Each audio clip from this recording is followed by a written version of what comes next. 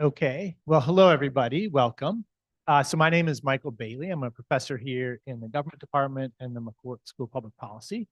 And so super excited to kick off this event to talk about Josep's book. So what I'm going to do is I'm going to introduce our panelists, and then I'm going to talk a little bit, and then we'll turn it over to Josep, who will rebut everything I say. And then we'll turn it over to others. We'll have Arturo talking, and then there'll be a opportunity for some discussion. And then, of course, we definitely are encouraging questions from the audience. So first, let me introduce folks. So Diana Kapiszewski is an associate professor in the Department of Government. Josep Colomer is kind of the star of the moment. He's the author of the book, The Reason We're Here. He is an associate researcher at the School of Foreign Service and a longtime colleague and friend. And Arturo Valenzuela is an emeritus professor from the Department of Government, also been leader in the School of Foreign Service, and a leader in the United States government, working at the very highest levels of the State Department and elsewhere. So what I would like to do is I'm going to just talk a little bit about kind of set the stage a little bit with some ideas and about the topic. And then as it happens, I have to leave. So I'm kind of the straw man. So I'm going to set up like some ideas about, the US Constitution and some of the kind of the types of issues that Josep has raised in his book. And then I think that will help kind of like push forward and nudge the conversation in various directions. So basically what the book project is as many of you may know, and if you don't, so here's the book that is they're based on the discussion. We also have the Spanish language version. We have all kinds of props. Spanish version. And so it's French version. What? La versión francesa. Oh. The French, the French don't like. So it's about the United States Constitution, and it's I would say inflected by comparative. Like it's not literally a comparative work where they're going through, where Josep is going through and comparing. But I think given Josep's background as being really prolific and thoughtful comparativist scholar, that's really inflecting what's going in his analysis here. So one of the premises, as you see, like the title is a critical review of the US Constitution, essentially. And so, we're going to go through and think about the flaws. And so let me just at a really high level, think of where the US Constitution has broken. And I mean, there's more than this, but the big level, obviously the Civil War didn't work. The Constitution was not up to that. Then I think actually the civil rights, the 100 years after the Civil War, the failure to address really egregious violations of the Constitution and law was another kind of massive failure that the Constitution was not able to handle, and it took 100 years for that. And then I think now what the sub question that it's on all of our minds is, can the Constitution handle Donald Trump? Right? I mean, loosely speaking, or more generally, can it handle the moment where there's extreme divisions and there are folks? I mean, certainly Donald Trump's very explicit about it. Maybe there's folks on the other side, I don't know, but there's folks who are really saying that the Constitution, let's not operate within the confines of the Constitution. Let's reject election results and so forth, right? So that we have clear failures in a big way. There's smaller failures, of course, but really big failures, at least two of them. And then the urgency is that are we on the cusp of a third moment? We may or may not, but I don't want to be alarmist about it, but I think that's what everyone's thinking about. So we might as well say that.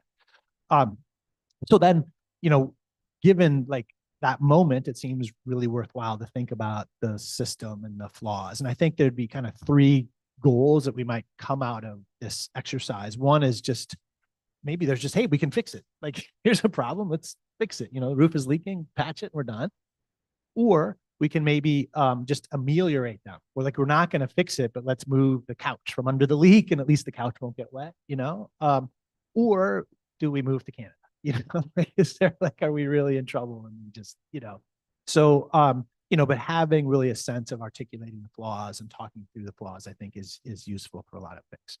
So that's kind of, I think, a reasonable setup to what Josep is doing is he's thinking critically and trying to identify the historical roots and then the modern consequences of some of these flaws. What I want to do is I want to then start like say, here's some strengths. And then, so here's, like I think the Constitution, I mean, as Josep talks about, it's a long-standing Constitution. It's been through a lot of ups and downs in the United States, and it's governed a very prosperous and powerful country for a long, long time, right? And so, yes, it has flaws, but also it has a track record that's, not terrible. And so so I want to put on the table some of the strengths, and then we'll get also the weaknesses, and, between the two of those, I think that's a nice conversation. So here's some strengths in the version of this that I come to is when people talk about, backsliding countries, democratically backsliding countries, could be India, Poland, Hungary, Brazil, other countries where people are, worried about decline of democracy. And is the United States one of those? And I think our scores have gone down and the polity scores a little bit. And, certainly the January 6th was not a great moment for pushing forward democracy and so forth. But here's some strengths that I would highlight that might exist or not exist to varying degrees in other places. So first is federalism. I mean, of course, other places have federalism, but the federalist system in the United States, it can relieve pressure, right? And so you can just do stuff different, abortion now, now states, like or dislike the policy. Now some states can, even the Supreme Court now, they can go in one direction and other states can go in another direction. And that may just turn the temperature down, right, a little bit.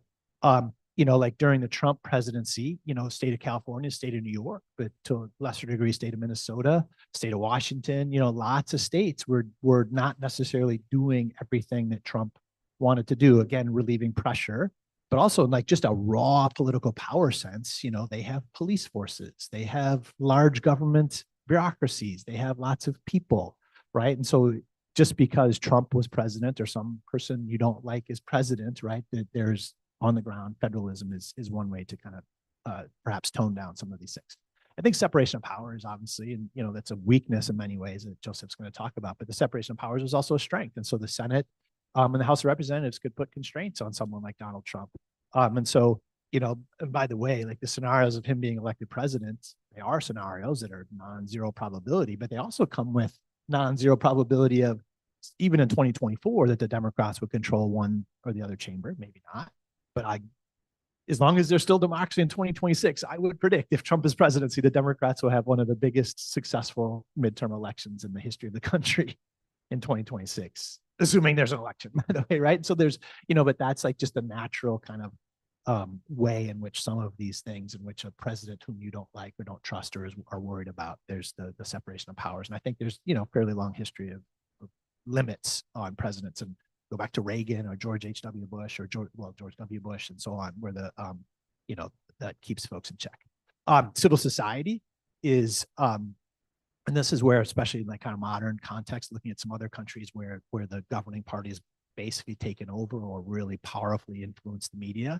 I just don't think, at least now, that's happening or would happen. There's, Fox News would be arguably kind of the voice of the state under Trump, and other people would say, oh, CNN's the voice of the state under Biden, whatever. But both Fox and CNN will persist, I think, at least for some time, and there will be a contested media environment and that doesn't always necessarily exist in other countries. So that's a strength of the United States. And then the civil society is just, there's a very rich and long history of kind of a robust organization outside of the sphere of government, and that's a limiting factor that other countries that may not have that robust tradition that may make it harder to resist, a democratic backslide. And then the last thing I want to talk about is a little more subtle in my mind, at least, but I want to just think about the challenge of any governing system. Actually, let me just go back to one of the things that's implicit. Actually, Josep backs away from this at the end, but I think it's implicit throughout much of the book, is kind of like, hey, a parliamentary system might be better. Right. And then, although in your last chapter, I don't see you recommending that the United States go to a parliamentary system, but one of the things about a parliamentary system, let's just imagine that for now, we have a parliamentary system in the United States. Who is our prime minister? Like, literally ask yourself, who is our prime minister? It's Donald Trump. 100%, right? If we ask the House of Representatives to elect a prime minister, at least it's Mike Johnson, right? Who's a has certain views. And then I think literally if we were in a prime minister, so like, that wouldn't have defended us against that. And the challenge, of course, and well known to, political science is in a parliamentary system, you can really go in lots of different directions. I don't know that he would have lasted long as a prime minister, right? But that, would have been where we go there. And so the challenge, or one of the challenges is, as you move from like the United States system is a bit sclerotic, a bit hard to change because of separation of powers and because of federalism and because of these things, comparing it to a parliamentary system, which can move, especially one that doesn't even have a constitution technically, like the United Kingdom. So let me just close with where I think that, I just think it's a hard problem, so the US Constitution is definitely flawed, but they're just hard problems, right? It's hard to govern people. It's a complicated world. And so I think the challenge is like this challenge between flexibility, right, versus stability. In a parliamentary system might be more flexible and more responsive, and there's less, log jams and so forth, right? But then you might be too flexible, and suddenly today, again, the world wouldn't. It's simplifying it, but I think we would have, Donald, under the current House of Representatives, they would elect someone, Donald Trump or someone like that, to be prime minister, and he would have fairly few fetters, right? Because in a parliamentary system, they can kind of do what they want. Versus then the United States has the, is much slower moving in some sense. But so that challenge between flexibility and stability. Let me just give one example now, and it's getting. So Diana is the expert on law, so I should defer to her. But I've thought a little bit about law and the courts, and the courts actually is one of the things I think we could add to some of what Joseph's been talking about. I think there's really room more to flesh out the role of the courts. But the courts have a really hard challenge. The courts they want to be external, right? So in this case, we want kind of a stability. There's just the Constitution, and they should stick to what the Constitution is. But then if they're totally inflexible, they might just be, they have these different views of the Constitution. That's what we saw this in the early 20th century United States. The courts were basically saying the federal government can be about this big, and that's it, right? And that was, not the craziest interpretation. Well, some were, but some weren't, of what the Constitution said, right? And so how is there, the U.S. has this weirdly, it's flexible, but like a slow burn flexible. So like the analogy I have is like in an earthquake, you don't want to be a rigid structure, right? Because a rigid structure can hold, and that breaks. And nor do you want to be jelly, then you'll just flop around, right? If you're just you want to like have that mid level, so when the ground is shaking, and so wood, oftentimes, or, the more modern kind of architecture, those buildings in Tokyo really sway a lot when there's an earthquake, right? But they don't fall. And that's the sweet spot. And so like in the court, and I'm not saying we've hit the sweet spot, but at least let me like push a plug for how this might work. The court is separate and can decide on constitutionality of laws and actions really, throughout the country. And they're kind of beyond, in many ways, democratic control, but they're not totally beyond. But it takes a long time, and it's super frustrating as a citizen. And now here, like, I actually don't necessarily agree with the direction that it went, but just imagine that, 1973, well, it is a fact that in 1973, the court said that there was a right to abortion, right? And a lot of people didn't like that. And they're saying, and they want to like, and so we could imagine one system where the court is very, very influenced by you'd have popular opinion or whatever. I think probably in 1973, any kind of voting system would have not let that last very long. I think that was not, but in some places popular, but probably on balance, not very popular. But so this new idea is injected into the system. So adding a little bit of instability, as it were, but then the system and it took 40 plus years, but via the appointment process and via, development of courts and so forth. And then now it's changed. And now we're on the flip side of that. Now we're like, hey, I don't maybe like what the court has done. And it's not just a straight referendum, but it's federalism. The state of Ohio, the state, lots of states are like chipping away at it or doing what they want. And then over long term, it's the responsibility within the system of the people who oppose that. They've got to elect some presidents and elect some senators. And if they do, the system will change. If they don't, it won't. And, sometimes it takes too long, right? But there is an element of flexibility there. So with that, I hope that wasn't too long, but I'm super excited about the project. I think it's so pertinent and timely, and I think Josep brings such great expertise that I'm eager to turn it over to Josep.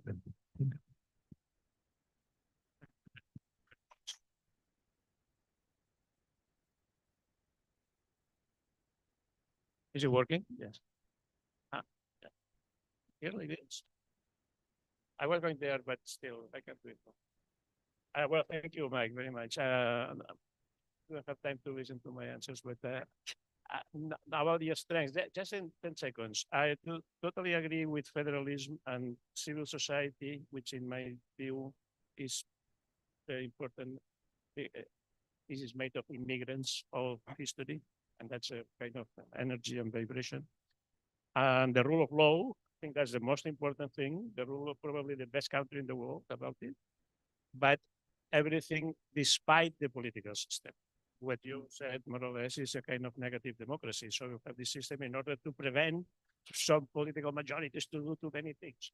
So that's not an effective democracy. It's a negative. Anyway, so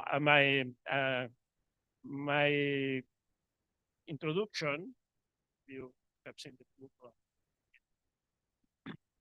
Let me know if you don't hear well, because the other day it was a little problem. The introduction to the book is titled "It's the Institutions" with an exclamation point. Okay? Actually, the original TypeScript was "Is the Institutions Stupid?" To make a parody of the famous economy reference, but the editor said, "Oh, that's not proper." Okay, but but my point is that the creation of the United States at the end of the 18th century was a great invention. Okay, very innovative, creating a republic from 13 independent former colonies in a vast and complex country that would expand to the Pacific, and not a monarchy, as it was the case almost everywhere else in the world at the time, right? That was an unprecedented experiment. That's obvious, no? Highly improvised. There was not even a previous nation, if you think about it. So many founders and framers were born in Britain or in the Caribbean or whatever, right? So, and it was a success in a certain sense, at least because it ended up becoming the greatest power in the world, right? The country where most of us, I think, chose to live, right? For some reason. But, however, looking at it now, at the founding moment, it's clear to me that they paid, I think it's the correct expression in American English, they paid for rookie error, can you say that? So, because the authors of the United States Constitution were novices without previous experiences to rely upon, right? And then, as usually happens, when you do something for the first time, it's not the best. My favorite example is the JFK airport in New York. It was the best in the world for transatlantic flights, etc. At the time was very innovative, fantastic, and now is one of the worst. I mean, in terms of well, this kind of, no?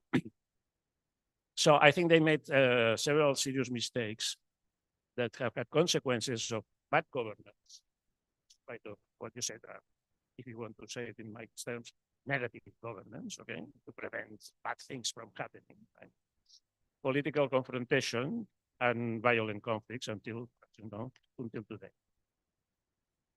So what they did was to study in depth the deliberations of the delegates at the convention in Philadelphia, who drafted the Constitution for almost 4 months. All of you know the Federalist Papers, but that is completely different document. Federalist Papers is a set of newspaper articles in New York State, one of the 13 states, to persuade the legislature to confirm the Constitution. And you read it in context, Madison, especially Hamilton, contradicted themselves regarding what they had said in Philadelphia. It's not exactly a faithful presentation of what they did. So I contrast the debates in Philly in 1787 for 4 months are extremely interesting. They were secret, totally secret. Nobody knew whatever they were doing inside the room. Okay? There was a secretary taking notes, and Madison also every day. But these records were not published before everybody had died. So more than 50 years later, okay, for the first time. And there is a collective collection of published about 100 years ago in 10 volumes. Okay? With the next paper. And now it's online. And then you can imagine I spent many days searching online the debates why George Mason didn't sign the Constitution. What they say about democracy, the worst possible form of government. We don't want this at all. It's bad at all. And my impression is that many delegates didn't know very well what they are doing, including because many of them didn't agree at first to make a constitution. The call was to revise the articles for the Confederation, okay? And then at the end, only half of the delegates that had been selected from the 13 states voted for it, okay? So it was not easy and not very consensual. So finally it was an experiment. They went ahead and they did it, okay? But as I suggested, their objective was not democracy. The objective was a republic. And republic meant at that time, literally not a monarchy, nothing else, okay? What they said more positive was a strong government, a firm government, stronger and firmer government than what they had with the Confederation, right? Why so? Because they need it. They need something to survive, okay? First of all, the main issue was defense against the British. The British troops were still around here, all of North America, of course, Canada, but still here, as you know. About 20-something years later, they entered Washington, they entered the White House. There was a real threat, no? But another war after this, no? With the British. And there were French troops also in Louisiana and Middle East, Middle West, sorry. And even Spanish troops. That was the big point, okay? Then, second point is that they needed to pay the debts for the War of Independence. Okay. And it's a fact that many delegates had bonds and they were paid, okay, bonds from the states. Okay? So they needed a federal fiscal system, which means that they need an army, a militias, taxes to finance all of this and the subsequent administration. That was the basic. And then at some moment, somebody said, well, people are not going to accept taxation without representation again. Okay. It was in the code. And they said, okay, let's create the House of Representatives as the democratic chamber, okay, of this. Because the Senate was not elected, as you're knowing, for more than 100 years, the Senate was appointed by the states legislatures, okay, not by the people. And as I will say again, the president was considered as an elected monarch. Why so? Because, in my opinion, they made two mistakes, one of them about this, with serious consequences, that they didn't foresee. It's not that they were wrong. I think it was an innovative experiment, and they didn't know how it was going to work. And there was some failure in information and conclusion. One, they said all the time that Britain's political system is the best model that the world has produced, and they wanted to copy it. But they didn't understand it. They believed that in Britain, 1787, okay, there was three basic institutions: the king, non-elected, as the executive, and the two houses, the Lords and the as the legislature. So it was not a democracy, strictly speaking. Right? But the framers trust Montesquieu. You know Montesquieu, the series of division of powers, who had written about the Constitution of England. And I knew about it. But I discovered now that Montesquieu didn't speak English. he spent about a year or so in London, but he relied on especially reactionary monarchists that sold him a version of the English Constitution which was very old, totally outdated, and even not faithful to the real thing for than 100 years. And because in fact, when Montesquieu was there, 40 years at least already, the King of England had no longer been the head of the executive. The main power was Parliament, which elected and confirmed the appointment of the Prime Minister as the head of the executive. And the king could no longer veto the laws of Parliament. But he didn't know that. He didn't understand. Actually, it was already a parliamentary many years before, as continued to be today. But this is, I said 40 years before Montesquieu, but 80 years before the Philadelphia Convention was already parliamentary. They didn't know this. Okay? Because there was no internet, there was elections. Just a letter across the Atlantic took 4 weeks each way. Jefferson was living in Paris. And he sent a few books, some friends. Okay? They knew, well, I've been in Madison and Jefferson's time. So I believe that. But still, most people didn't get it.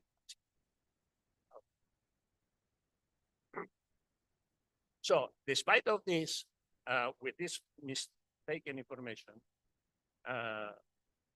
so the framers wanted to replace the king with an elected monarch with all the power.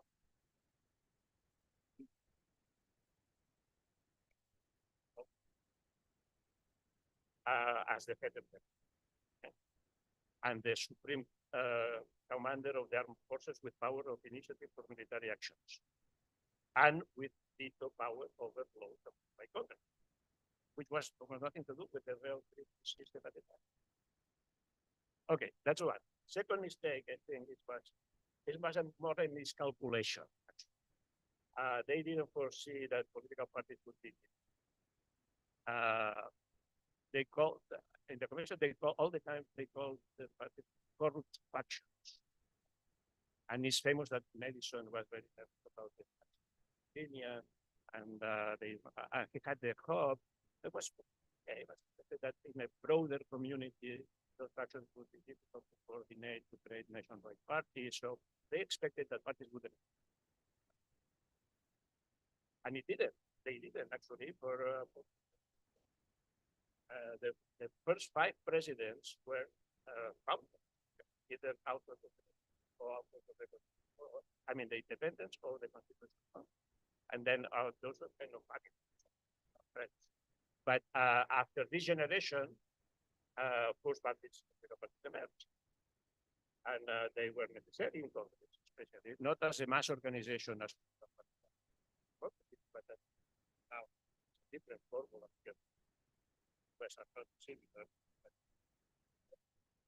As a political organization, to set legislative priorities, to design public policy, not as it works. And then, especially for presidential elections, they became the great actors for confrontation.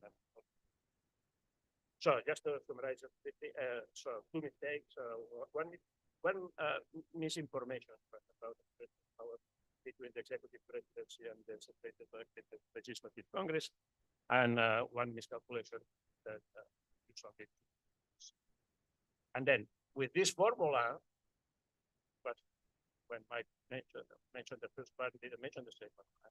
But this formula with 2 parties, the power 2 parties. When one of each party controls one of the institutions, they block each other. It's the perfect recipe for paralysis and conflict. And they said parliamentarianism with multiple parties to create a political majority, to support the government with a majority based on popular vote. That's not the case. So, what's the results of this? Well, 230 years later, I think it's time to make an assessment of that experiment. So we can try. And then the result, as you know, is legislative paralysis. Except, literally, no, that's to prevent bad things from happening. Don't do it. Okay. So many issues that arise in public debate and enter the political agenda fail to be the subject of legislation. This was more or less conceived. Hamilton had some sentences about it. So saying, I prefer not to have a bad law that to have, not to have a law that to have a bad one. Annual budgets are not approved now.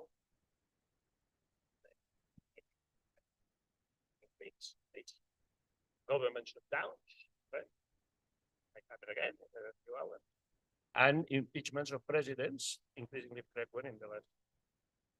So, in short, in my assessment, the United States is a democracy, but it's not one of the best governed countries in the world. Okay, I can expand. If you look around the rest of the world, the US is the only democracy in a large or mid-sized country that uses the two most restrictive forms. So, single-member elections for Congress, and separate executive presidential elections when the two parties coordinate themselves. Another country. You ask me, I would say,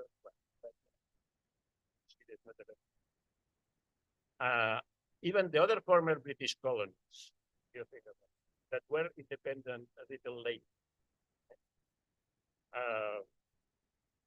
Canada, Australia, New Zealand, even they inherited the single-member districts electoral system completely, but they understood the British system as a parliamentary regime much better. Because they didn't read Montesquieu, because they get it to the source, not to look at the words, right? To have a right system.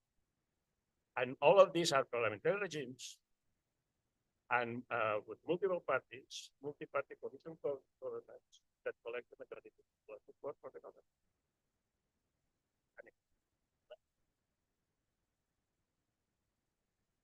So,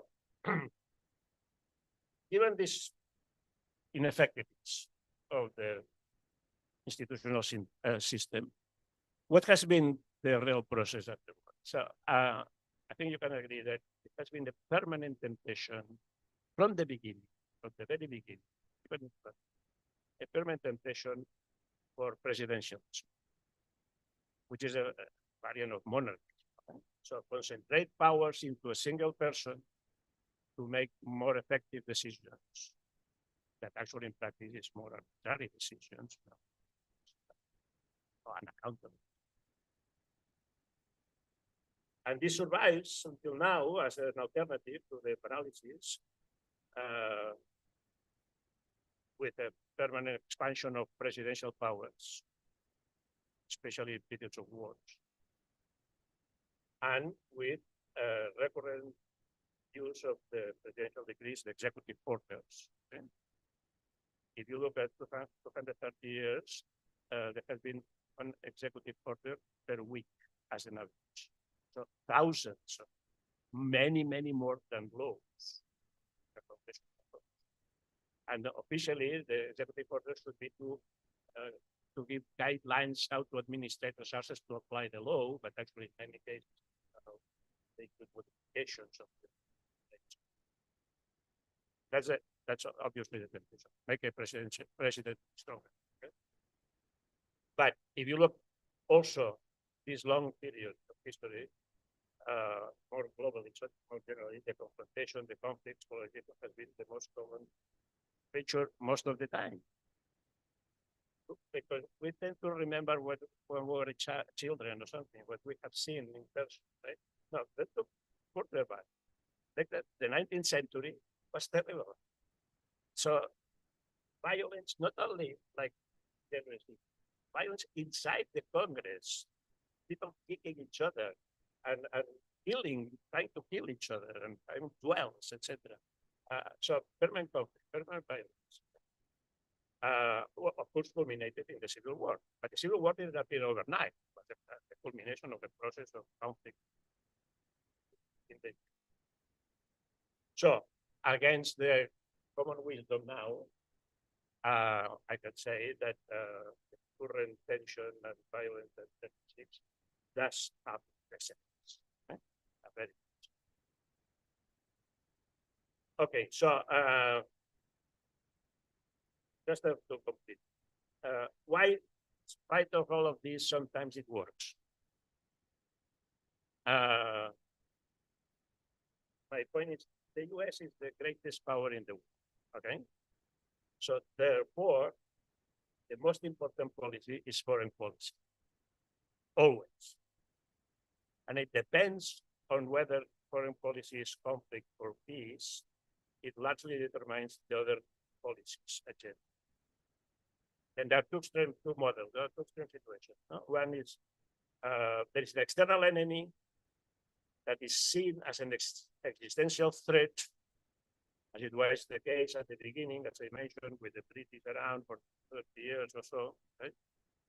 And even longer, World War II and the Cold War for 50 years, it was the Union as the main enemy trying to destroy each other, right? Okay.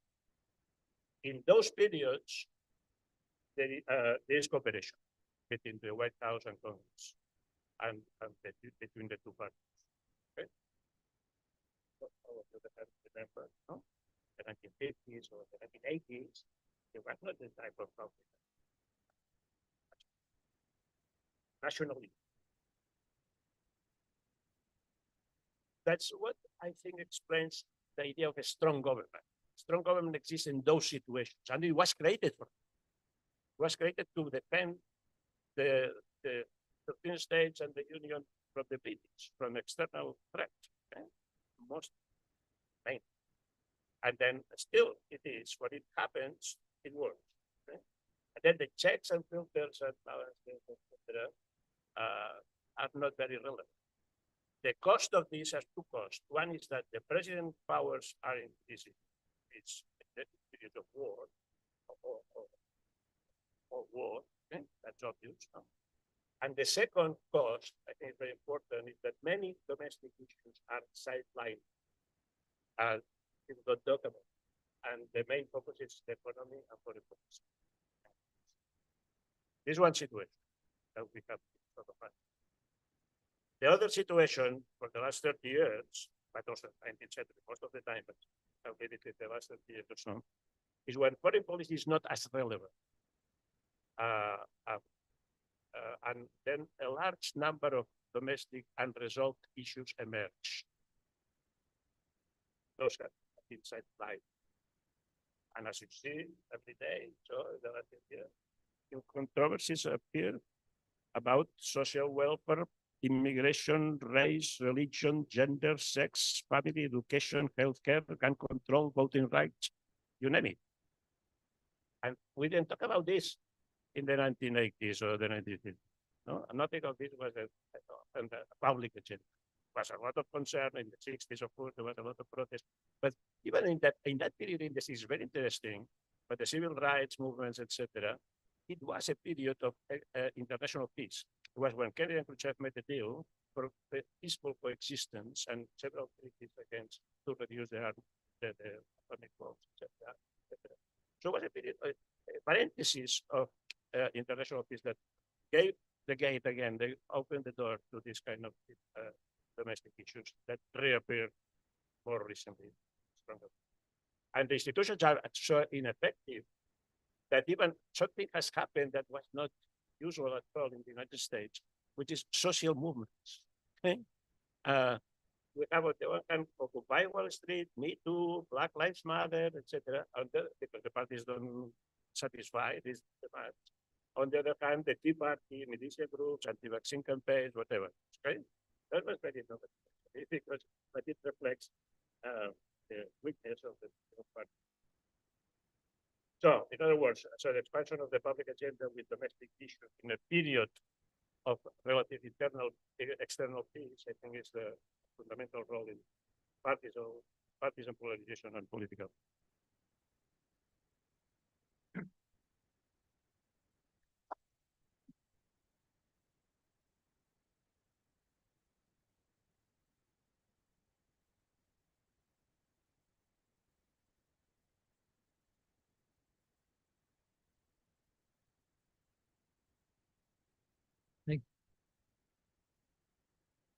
Hello? Yep, it's on.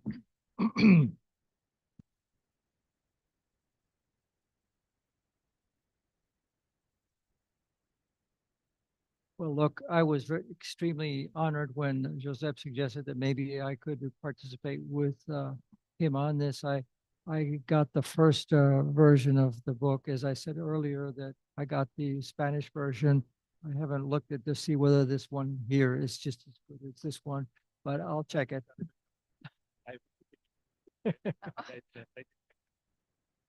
Very good translation.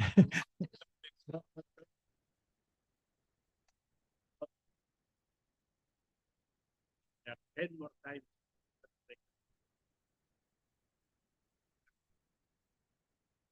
And then, sorry about that.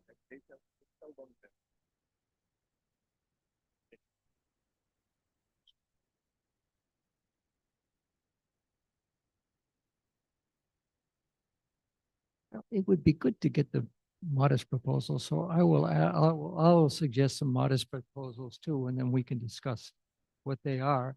Let me just say a couple things in response to what Mike said at the beginning. If you're interested in the issue of whether the Constitution will survive Trump, let me recommend something. There is a online journal called Democracy, a Journal of Ideas. And they had, in fact, a whole program devoted while Trump was still president to that issue.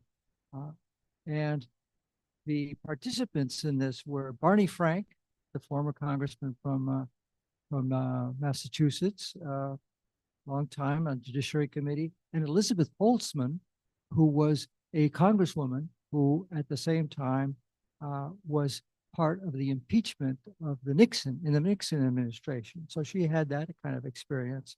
In addition to that, there Benjamin Willis was a commentator. E.J. Dionne was a commentator for this discussion. And they asked me to whether I would join to speak on a comparativist perspective. That is, with my knowledge of other presidential regimes, particularly those of Latin America. So I recommended that. Journal of Democracy, it's called Democracy, a Journal of Ideas. You can look for it online and you can see all these programs.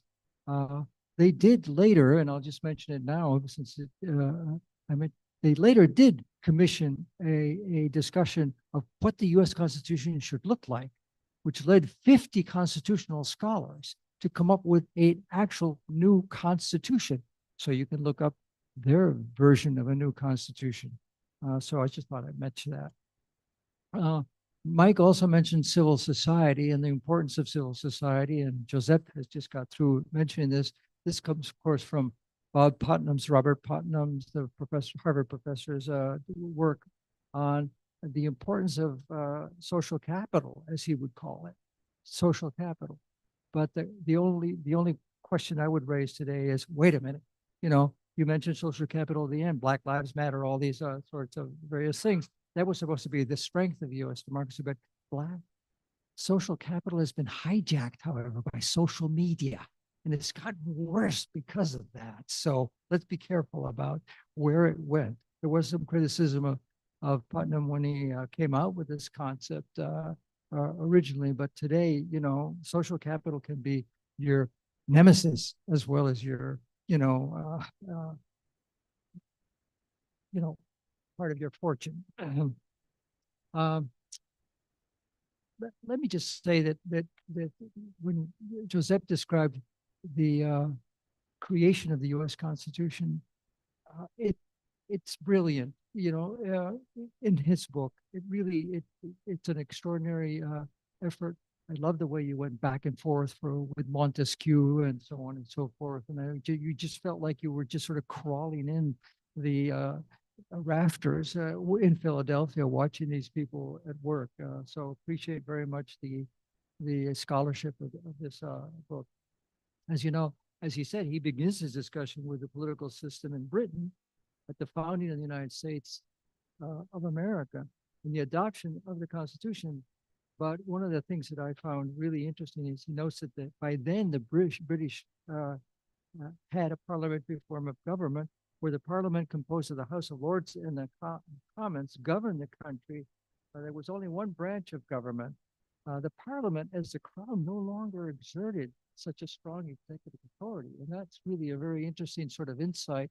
And it just shows how the members of the Constitutional Convention in Philadelphia would have reacted to the British example, even though they were also reading Montesquieu, who didn't speak very good English, as you pointed out.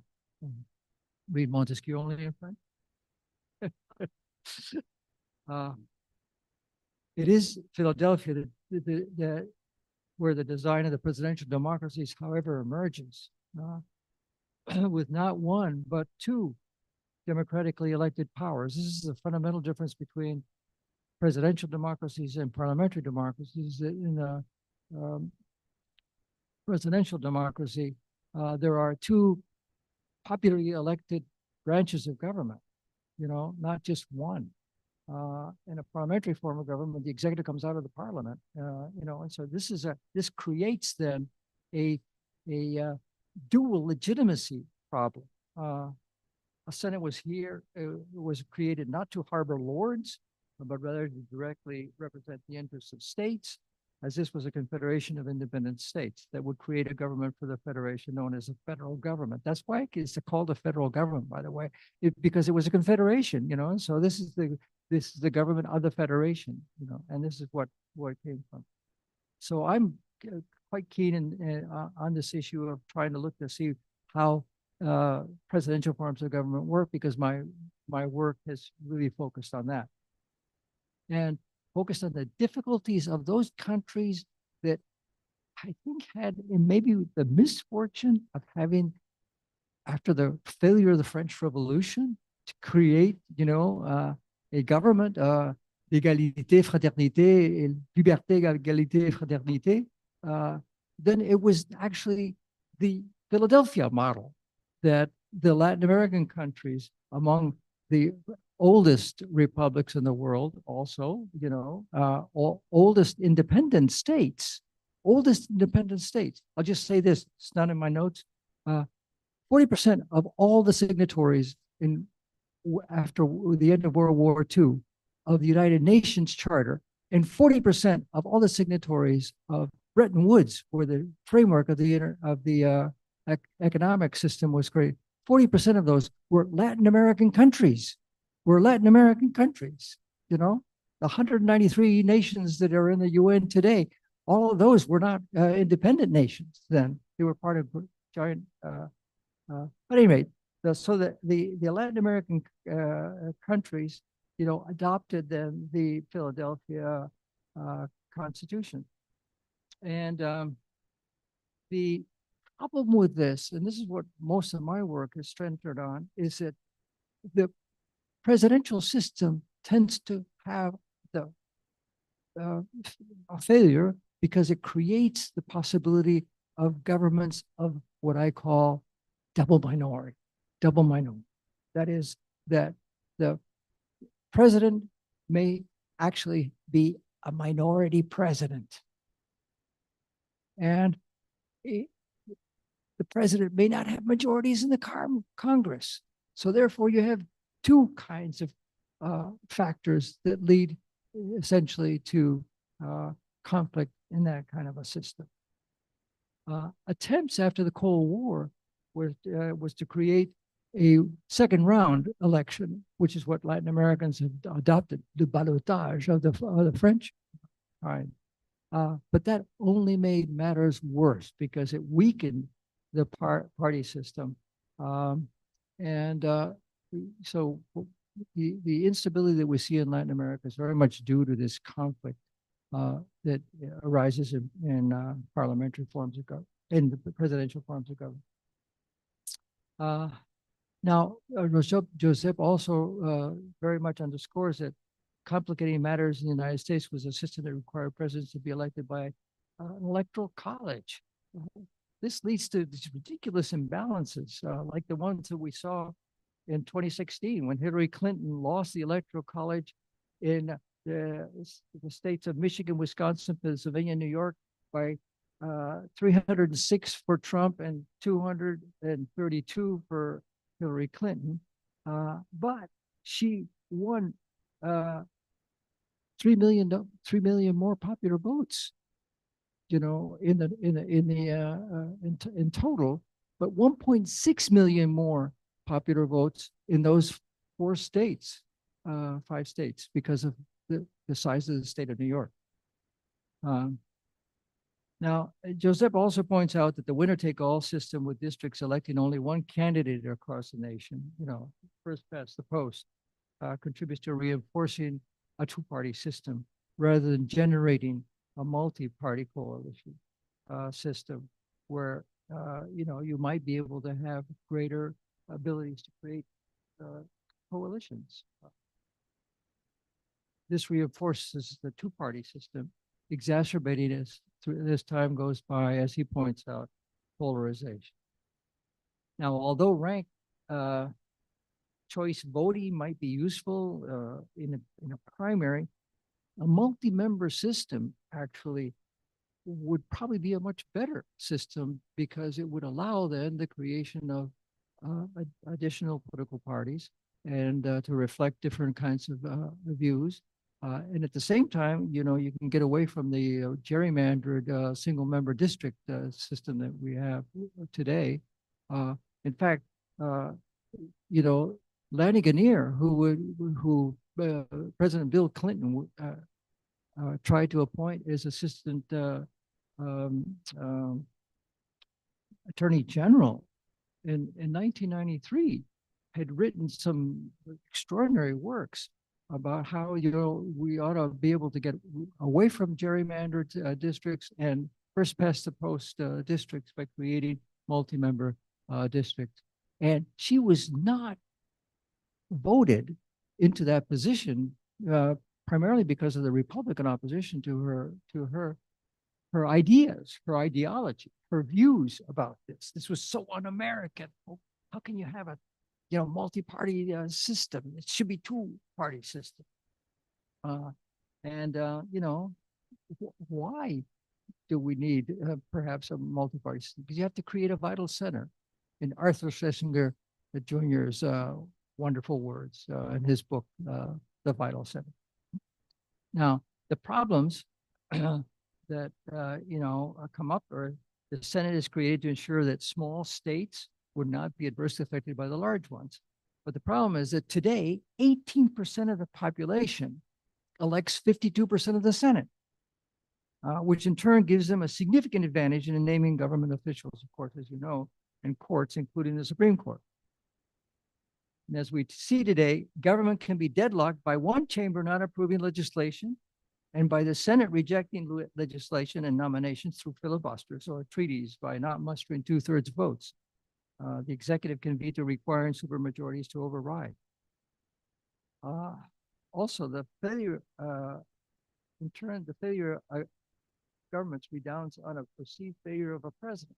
This is what happens so often in Latin America, with the exaggerated sort of popular memories of powerful presidents of the past, leads the public to blame the executive for all the problems that are existing in the country, and because of incompetence or corruption. What constitutional changes should the U.S. adopt? Let me go to that. I'll skip some of the other points I wanted to make. One, expand the Senate so that the number of senators is proportional to the population, and abolish the filibuster and consider establishing some representation for indigenous people. By the way, the Constitution that I mentioned that was elaborated by the Democracy Journal of Ideas has a chamber for indigenous people. You might need to think about how we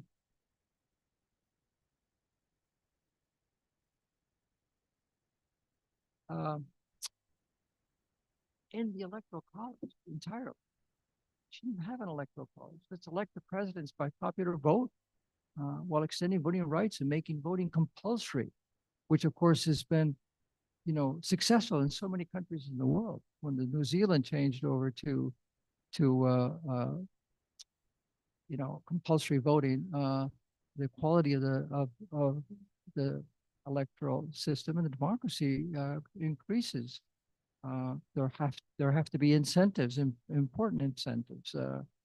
People have to be enrolled, perhaps, when they get to a certain age.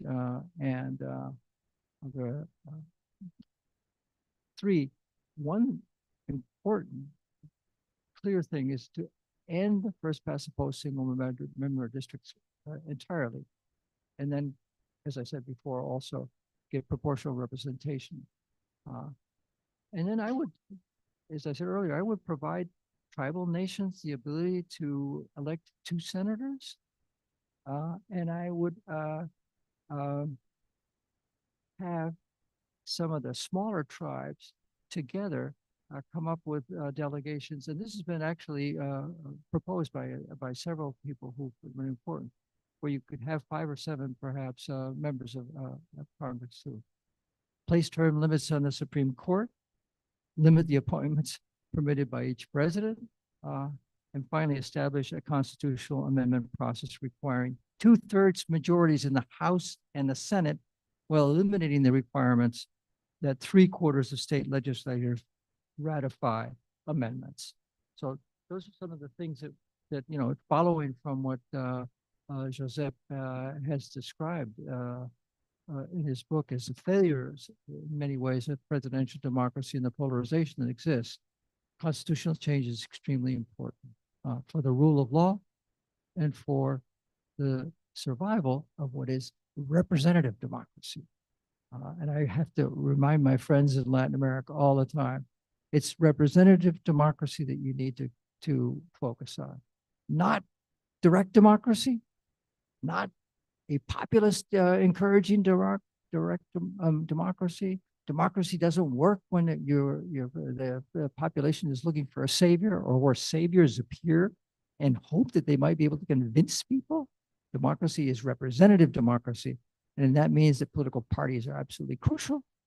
Political parties are fundamental.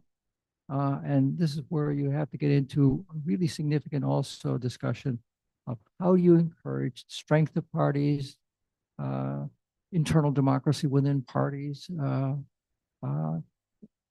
You go against transfugismo, as the Brazilians call it, which is that people who can shift from one party to another, you know, when they're in the Congress without, you know, that should be outlawed, and so on. So there are many ways that are not constitutional, but that actually respond to the laws of the country that can help strengthen and make our democracy last. Hopefully, in a post-Trump, Andrés Manuel López Obrador world. I was in Mexico all week last week, in Monterrey, Mexico, and you know, it's the Messiah that people want to look for. You don't want messiahs. I don't think that even they discussed messiahs in the Constitutional Convention, did they? No, they were just worried about monarchs. Thank you.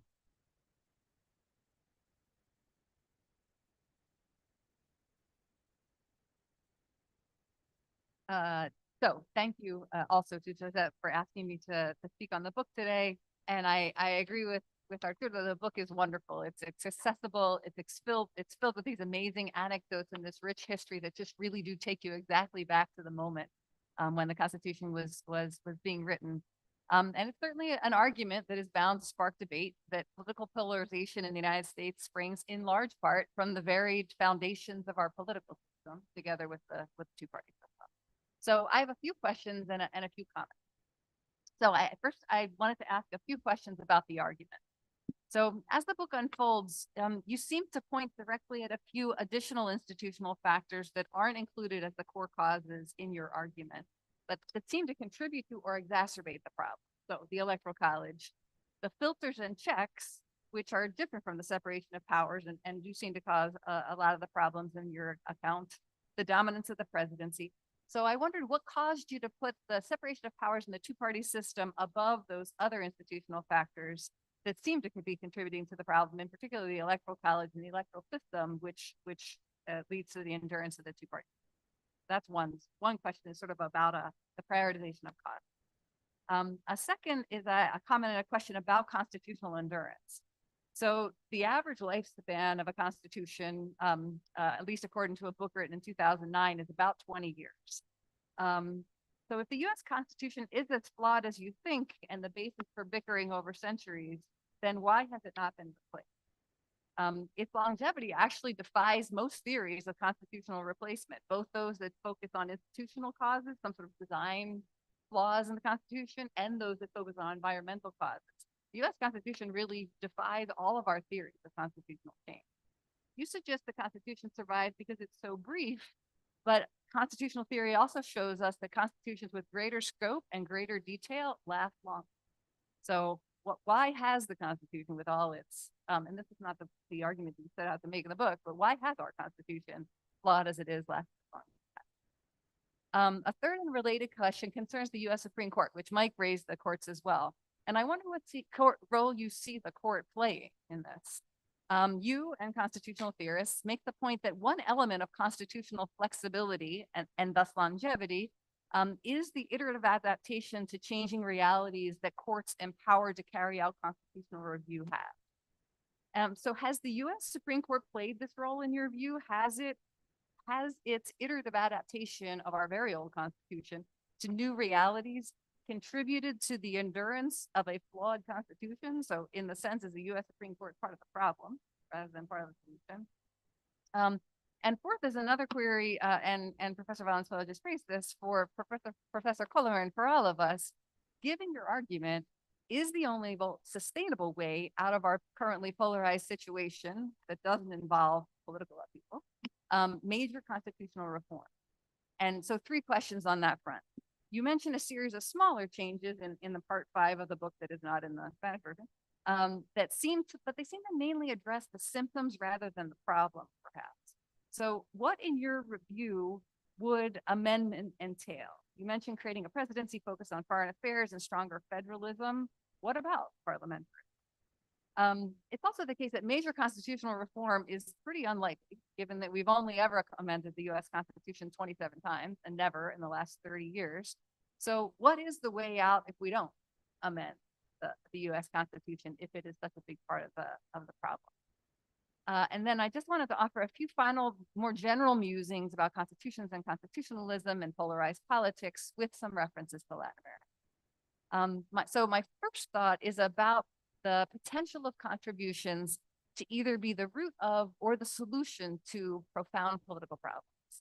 So Professor Colomer obviously points to the US Constitution as a source of problems. In Latin America and possibly other countries as well, constitutions and laws more generally are often seen as solutions. Where there are deep political divisions and challenges, some Latin American countries choose to rewrite the Constitution to correct those. So Colombia in 1991, Ecuador and Bolivia in the first decade of the 2000s, perhaps Chile today. And that's always struck me as unintuitive in a region with frequent constitutional change, and in particular in a region where the rule of law is. So, and that made me wonder if there are, and if you know of, any actual examples of the world a bit the opposite of what Professor Colomer has suggested, where constitutional change really did help heal deep political problems. A second comment concerns political polarization and populism.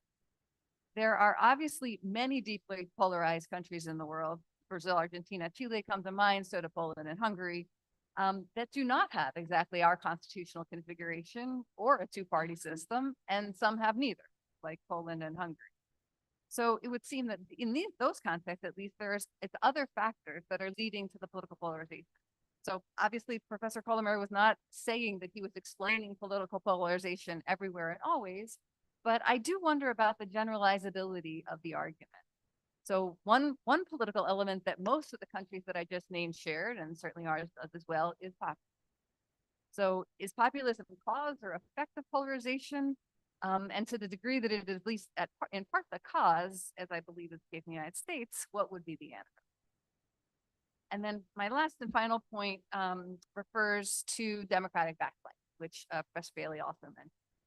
As has been often noted, today around the world, democracy doesn't die at the barrel of a gun, but via a gradual process in which democratic institutions are incrementally weakened and or eventually dismantled. in Latin America, at least, in advance of and after that weakening of democratic institutions, we often see executives in particular chipping away at what Guillermo Orano would call institutions of horizontal accountability. Doing so obviously makes it easier for executives to subsequently have their way with democratic institutions. So I think we could argue that this incremental weakening of institutions of government accountability maybe is happening less in the United States than in other places. So of course, the whole idea of these incremental institutional changes is that they're out of sight. They're not supposed to be identifiable.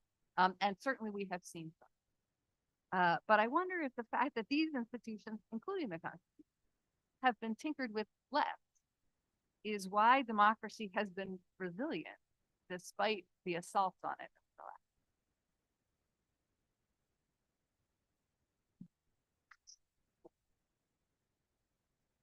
No, thank you both very much, because there are many ideas and suggestions to think about it. But I will try to respond to a few. First of all, a question of words. That you say presidential regimes. I don't like that expression, because actually separation of powers, as you said, there are two elected institutions that clash with each other. So it's not a presidential regime, it's a separation of powers regime. And the problem is when they try to make the president the center of the system, right? That is presidentialism, which is not the system, it's the practice, right? No, this was, you for the sector, no, it says presidentialism more than the Constitution, because the Constitution is not exactly. But it's a question of words, okay? Then, no, about why the Constitution lasts so long. I'm going back to you, but just more logical of it. Why, despite everything, it lasted so long? As you said, short constitutions last for longer.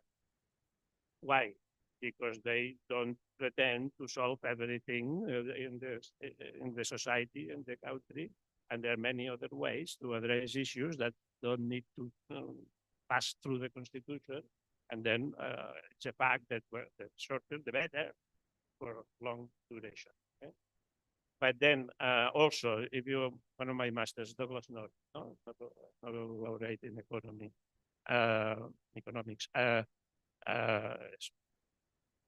Is that master of this institutional change, and institutional perduration. Well, there are several reasons. One, people stick with the existing rules.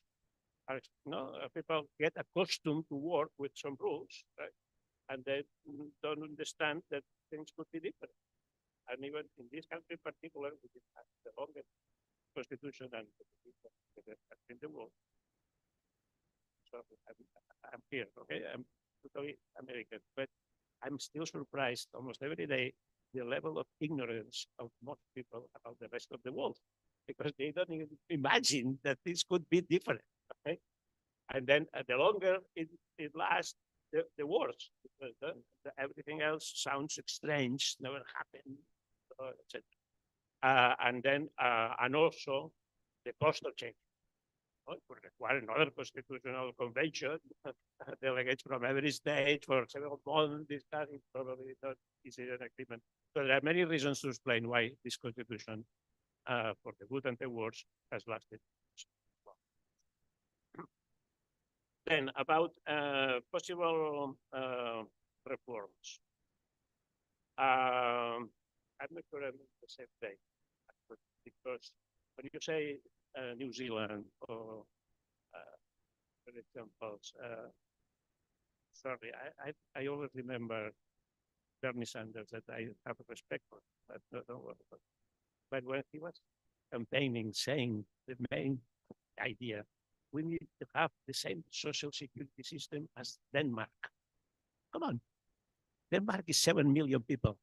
So it's 50 times, this country is 50 times bigger and complex and diverse. You cannot compare that. Then I think the similar thing can apply to constitutional reforms. This is a federation, and it's extremely diverse. The more I live here, the more diverse I see it, okay? Just an example, the Republican Party of Texas approved by unanimity to call a referendum for independence, okay? So just an example, okay? So extreme diversity. How can you get all of this together to make a more consistent, homogeneous system? I don't think it can work. I thought about it. I had so many conversations with colleagues about the electoral college. What I explain in the book is that the electoral college it sounded like the conclaves of the popes, or for the emperor, the Holy Roman German emperor. Is the only example that they could take as a reference, okay? Because actually there were three proposals.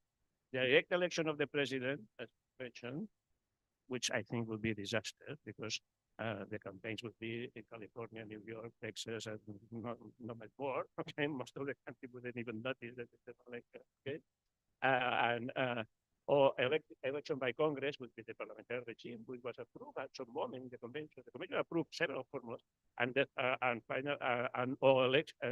election by the states. The states were three formulas, and they approved all of them at some moment in this 4 months. And then they revised. No, let's go back, because now if you have the Senate this way, that doesn't work. And then finally approved it mixed, which in the initial idea was a mix, because it was they be elected for electors, but by the states, and if there is no majority, then goes to the House or representative for the Congress.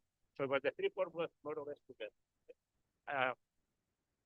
I know it doesn't work well, because I make the calculation of the cases that presidents have been elected with minority popular votes, which is half of them in recent times, and or with either votes of the alternative candidate, etc. But still, this is a federation. I don't think how the Senate could be removed from having the same number of representatives, senators from every state. It would be better. I mean, or even the smaller ones. Okay? And the electoral college is part of it. It's part of the same system. The states are also represented not only the cities, but also the states as such. And then, thinking about possible reform, I think constitutional reforms are unthinkable. It's not bad. And then, again, so my point is about the states. You can do a lot of things at the state, and that's the least of it. No? Very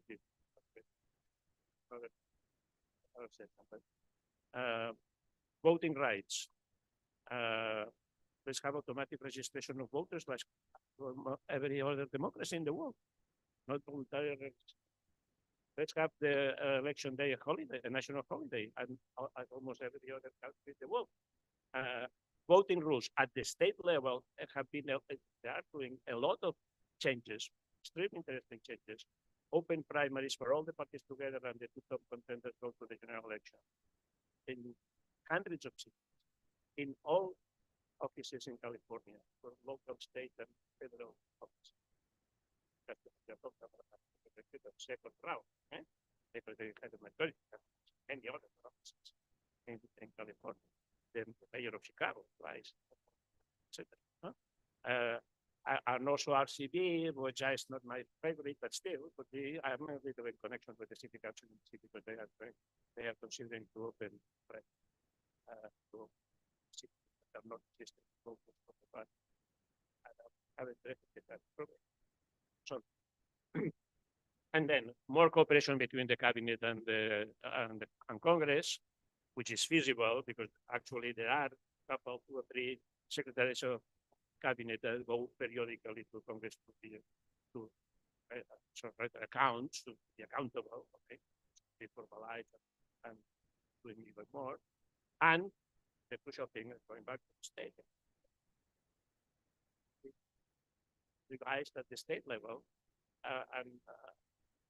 and there is an old tradition that it was from the beginning in Philadelphia, but Madison was well.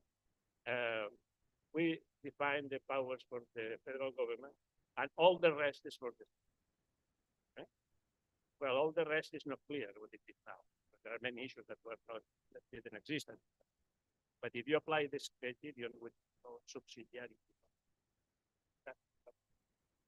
for tradition, whatever it can be done at local level, don't do it at the higher. I think it could reduce the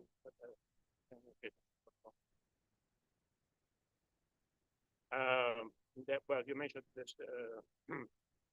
Mentioned the Supreme Court. I'm in the minority in general. I think the Supreme Court is very well, very independent, exactly right. I mean, and to deal everything that they have done. I agree with almost everything, including, well, I don't disagree, but I think a lot of things that the Democrats, the official position for the Democrats, this is a state issue, which is exactly what the Supreme Court said.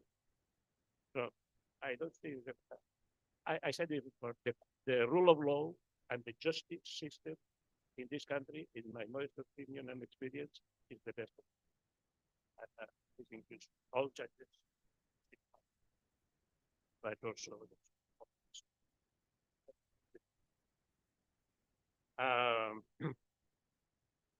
well, the other question, your final question, what happens to democracy in the world? There's another book, actually. My previous book was Democracy and Globalization. And just to make it brief, even if you do all these reforms and you fix many problems, etc., still a big problem. So the level of globalization in economic and communication terms is much bigger than the globalization of political. That's why the political institutions in almost every country don't work as they used to be, as they used to work, and then failed governance, subsequent protest, and so outsiders winning because they are outsiders, they are ineffective rulers. But still, in the U.S., quite optimistic because the level of polarization of the society in this country is much, much lower than the level of polarization.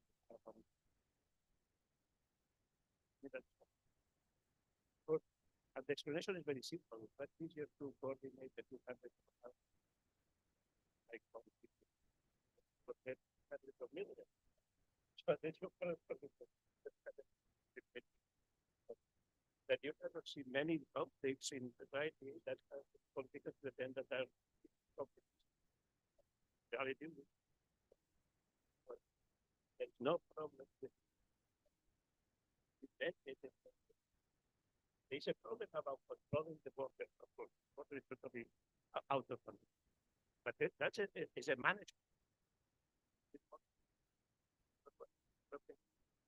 But I haven't seen any news about the conflicts between immigrants. For immigrants, because everybody everybody knows that, and then there are many political issues that are not social issues. Then as the for optimism, and about the political system.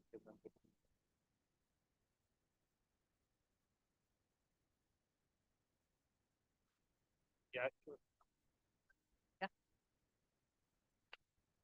Go ahead in the red. Yeah. Oh, yeah.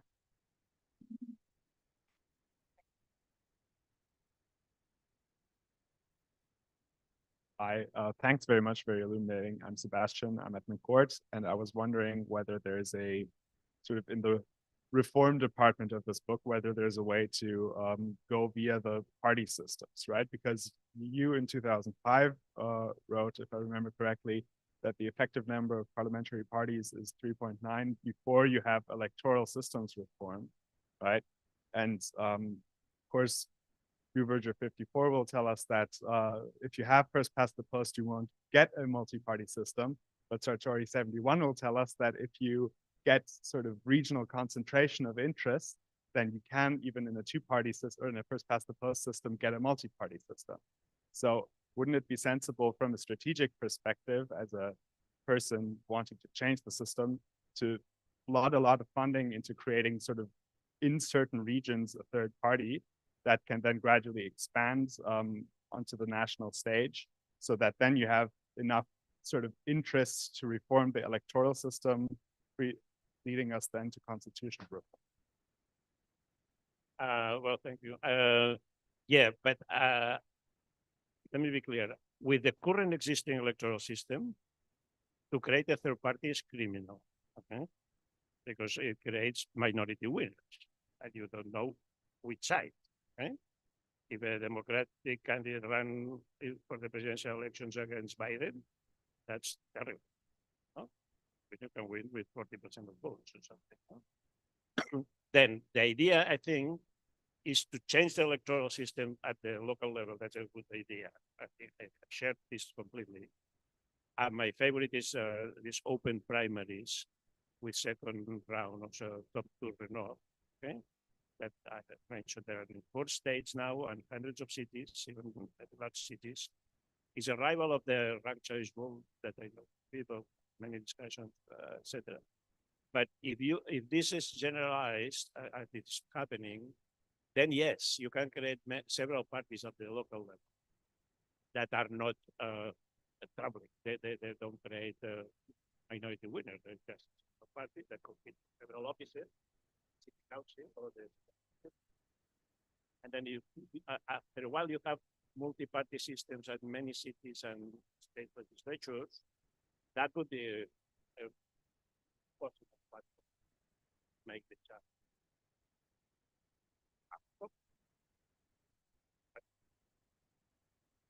But I think in this case, that's my point. Party system changes before the electoral. But in this case, I think you need some electoral reforms to make the party system change in order to change the big electoral system.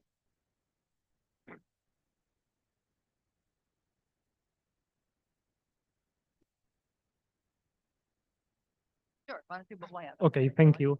I'm Juan Tobar. I am from the Universidad de Burgos in Spain and a visiting scholar here.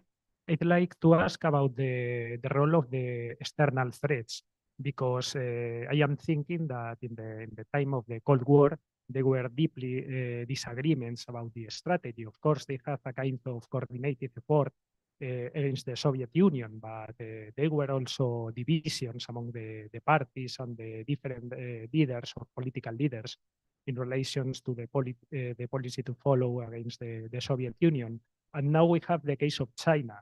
So we have the first rival for the United States in 20 or 30 years, and they are not cooperating, at least not on domestic issues. So if you can explain a bit more about the role of external threats as a kind of way to increase the cooperation among the political parties. Thank you.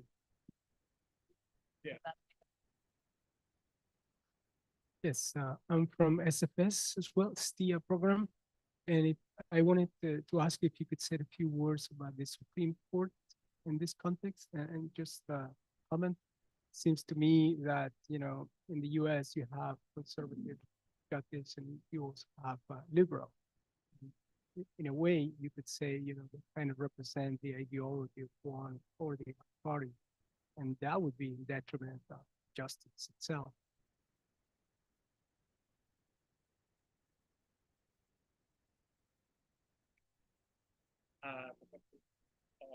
About the maybe wrong, but think about the moment. The current Supreme Court, more or less, almost the same, confirmed Obamacare, didn't accept separate families at the border, canceled the decree for expelling the Muslims out of the country, has been very clear, very strong about gays discrimination and even transgender discrimination. And the only thing that people still discuss is about abortion that I mentioned before. Abortion I know one of the justices said this, and he made it exactly the point. If the Democrats want a federal law for abortion, just do it, because they were in majority in the two chambers of Congress for many years during the last 30 years and never did it. So the problem is not the Supreme Court, the problem is Congress. And as the Congress does not legislate as much as they should, that's my point, then they send many issues to the Supreme Court. The Supreme Court, the task is not to interpret the issue, it's to say whether the Congress said is compatible with the Constitution or not to create a regulation that is not a law. Okay? So I think that's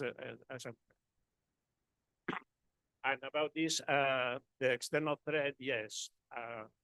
Sometimes I think the last few years, I thought there was a kind of nostalgia of the Cold War. No? The Cold War now push the enemy. Oh, China, but China, competing for technology and economy, but so far, they were Taiwan, but it's clear in Taiwan actually, not in the United Nations, it's part of China, so anyway, or now Russia. No, I think it's kind of when this happens, then the country goes to so stays together, unity. But so far doesn't happen. I think this helped me to think about why some Republicans now Congress are against support to Ukraine or even to Israel. Well, because when this happens, there's less room for domestic issues. And then, therefore, less occasions for the Republicans to fight the government. Then they live better when there's no national unity around any international issue, and they have room to fight everything. So it's always this trade-off. Your priority to foreign policy, and then the possible for war would be would move the agenda one side. It's not. We're still staying in this permanent conflict for the domestic. Since we may be closing soon, right? I just want to remind people that there is this, where did it go? I had it right here. Second. It's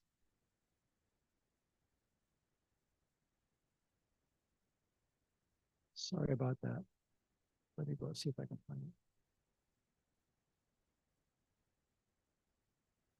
No, look. Go read the inscription, by one of the founders of the United States. It's right behind him and his monument, where essentially he asks for the importance of constitutional reform and constitutional change. That civilized societies need constitutional change. Otherwise, they are forever stuck, in the world of their barbarous ancestors. And who's the quote from? Thomas Jefferson. It's a fabulous quote. It's right behind. Thomas is standing there, and this quote essentially is a reminder for all of us that with a change of time, civilizations change. Otherwise, he says, we will be in the grip of our barbarous ancestors. So why don't we just finish there?